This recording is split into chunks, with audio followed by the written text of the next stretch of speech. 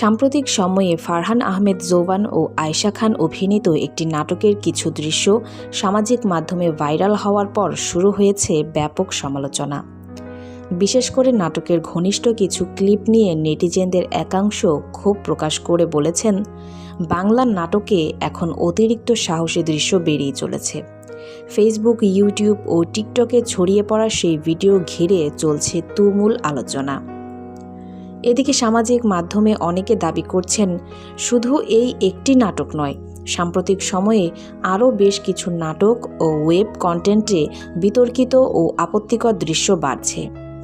অনেক দর্শকের অভিযোগ, জনপ্রিয়তা ও ভাইরাল হওয়ার আশায় নির্মাতারা ধীরে ধীরে পারিবারিক বিনোদনের সীমা অতিক্রম করছে। এই পরিস্থিতির মধ্যেই বিষয়টি নিয়ে কড়া অবস্থানের কথা জানিয়েছেন হাসনাত আব্দুল্লাহ।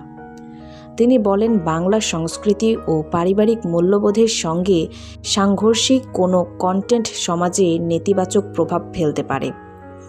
তার মতে, শুধু ভাইরাল হওয়ার জন্য এমন দৃশ্য ছড়িয়ে দেওয়া হলে তা ভবিষ্যৎ প্রজন্মের জন্য ক্ষতিকর হতে পারে।